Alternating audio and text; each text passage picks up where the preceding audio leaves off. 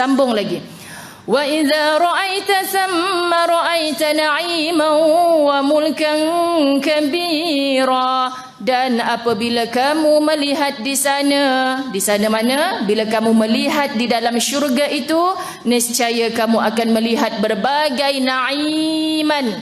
Itulah kenikmatan dan kerajaan yang besar, muslimat. Nikmat apa yang tertangguh pada kita di dunia? Nikmat apa? Janji Allah dalam Quran, na'iman. Kenapa kita bubuhan nama anak kita, cucu kita, walaupun macam nama orang lama-lama Naimah ni, muslimat, Naim ni nama orang lama-lama, tapi mudah-mudahan cucu aku ni dapat nikmat dalam syurga. Tu kadang-kadang orang yang ada ilmu, nama yang dibubuh tu sebab terkandung doa di dalamnya. Apa naiman? Tuhan, aku dapat derita, aku tak dapat nikmat kat dunia, tak apalah. Sebab tu dalam tadabbur Quran Ustazah Zai selalu sebut, summa latus'alunna yauma idzin anin naim. Apa naim? Nikmat tadi itulah. Kemudian kamu akan ditanya tentang apa nikmat yang kamu dapat di dunia. Apa hasil tadabbur ayat tu, muslimat? Bila kita nampak orang lain dapat nikmat, doakan dia dengan kasih sayang. Masuk ke rumah orang yang besar, Tuhan, Engkau hadiahkan juga rumah yang besar nanti dalam syurga. Kesian saudaraku ini, ya Allah, kalau hanya besar rumahnya di dunia, nanti dekat akhirat tak ada rumah. Doa macam tu, muslimat.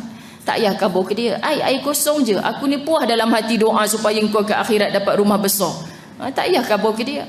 Hati muslimat yang penuh keikhlasan, Tuhan, seronoknya, bahagianya, agaknya dia duduk dalam rumah ni besar, rumah dia, hadiahkan rumah yang besar nanti di akhirat. Sebab ramai orang berumah di dunia tak punya rumah di akhirat. Kadang kita dijemput masuk ke dalam rumah orang miskin, deritanya agaknya, ya Allah, anaknya kecil-kecil, 8 orang, membesar dalam rumah yang kecil ni, 1 bilik je, ya Allah. Hasil sabarnya engkau anugerahkan rumah yang besar di akhirat. Ini betul-betul ukhuwah yang kerana Allah, muslimat dirahmati Allah. Kerana apa? Sebab kita yakin janji Allah tadi, summa latus'alunna, kemudian nanti engkau akan ditanya, latus'alunna yauma idzin, bila cerita yaum, itulah pada hari kiamat, anin naim, akan nikmat yang engkau dapat kat dunia. Justru muslimat, lagi kita banyak nikmat, patut lagi takut kalau kita tak jadi hamba yang bersyukur. Nikmat yang Allah bagi tu untuk infak lagi di jalan Allah. Nikmat yang Allah bagi tu untuk bertambah-tambah amal soleh kepada Allah. Tapi lagi nikmat, lagi menjauhkan kamu kepada Allah. Orang ni nanti depan Allah di mahsyar akan lama perhitungannya. Kenapa lama sangat aku depan kau ni, ya Allah? Kita queue dekat UTC nak buat pasport kat immigration pun kita dah resah gelisah tunggu lama. Betul, muslimat? Queue dekat akhirat nanti, kenapa orang tu lama bercakap-cakap dengan Allah?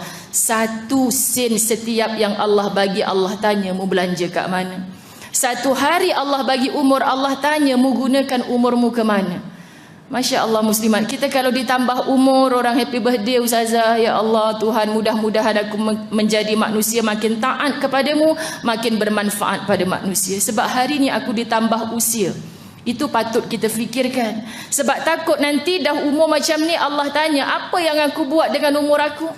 Apa yang aku buat 8 hari dah Ramadan, ya Allah? Quran aku tak buka langsung, tarawih aku tak buat langsung, sedekah tak buat lagi. Apa yang aku buat, ya Allah? Syukur engkau tak matikan aku dalam tempoh 7 Ramadan.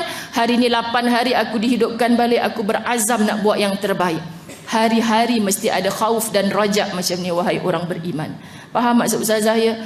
Patutlah kita tak cemburu orang dapat nikmat. Bahkan kita doakan, tambahkan nikmatnya, membawa dia ke syurga, ya Allah. Tapi kalau kita yang tertangguh nikmat, bagaimana pujuk baiknya engkau, ya Allah? Engkau tangguh nikmat kat dunia ni, nanti tak lama aku punya persoalan di depan engkau, ya Allah. Mudah-mudahan masuklah aku ke syurga tanpa hisab. Lapanglah dada kita sebagai orang beriman, muslimat. Ini duk dengki orang dapat nikmat tak habis-habis. Kerana apa, muslimat? Sebab dia tak faham kedudukan dia di mahsyar macam mana. Tu sebab Ustazah Zai macam orang gila nak on the way jadi kaya. Faham ke tak faham ni? Orang kata, Ustazah, kerja buat apa siang, malam, pagi, tak ada cuti langsung 1 hari. Harta tu nanti nak bagi kat siapa? Anak-anak pun tak ada. Kalau ikut tak sabar ni, cilibuh aja kat mulut dia, muslimat.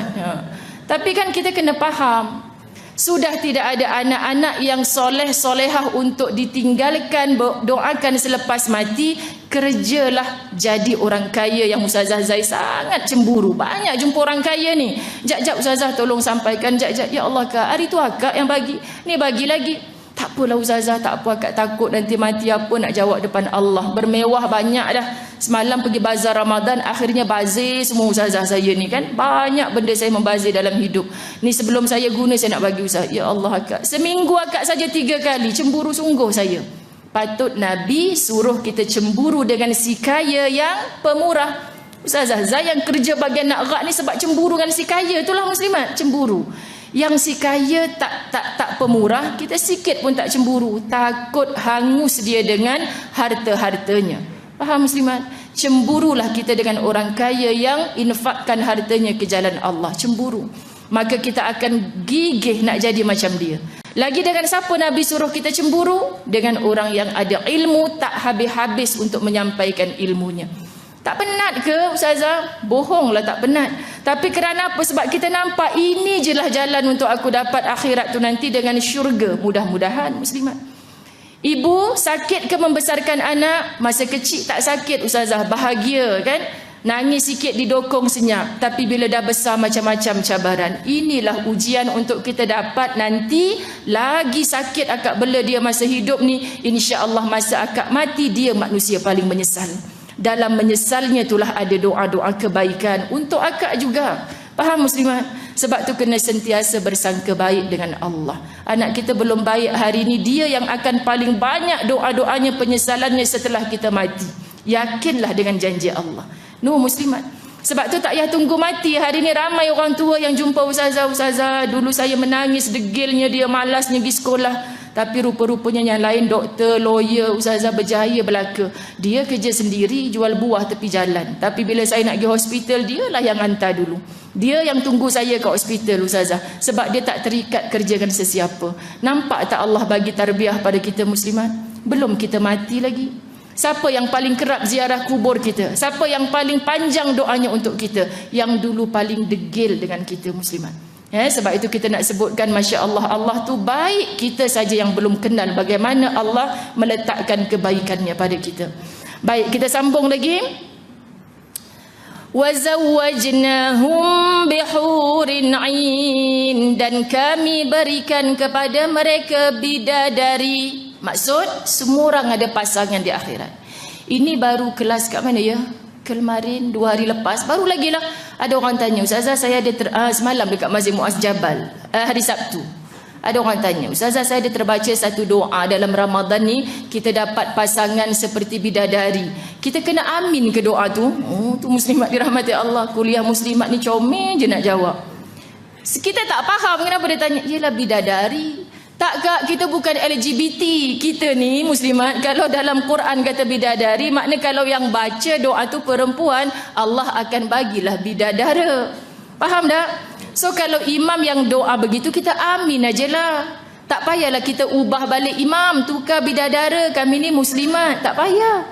Kalau kita yang baca dalam Quran, dan kami berikan kepada mereka bidadari zawaj, itu zauj. Zauj ini siapa? Pasangan. Allah maha tahu kalau lelaki pasangannya perempuan, perempuan pasangannya lelaki. Kita nak ubah Quran, ubah Ustazah jadi tak. Siapa sahaja muslimat pasti akan berpasangan. Saya pujuk wanita-wanita, lelaki-lelaki berdoa nak pasangan soleh solehah. Sampai Ustazah pergi Mekah, antara kertas kajang yang paling banyak, tolong doakan anak saya belum dapat jodoh, bla bla bla bla bla. Ustazah panjatlah Jabal Rahmah doakan. Memang tak pernah saya panjat Jabal Rahmah untuk doakan orang dapat jodoh. Tak pernah muslimat. Sebab Jabal Rahmah tu bukan tempat mustajab berdoa.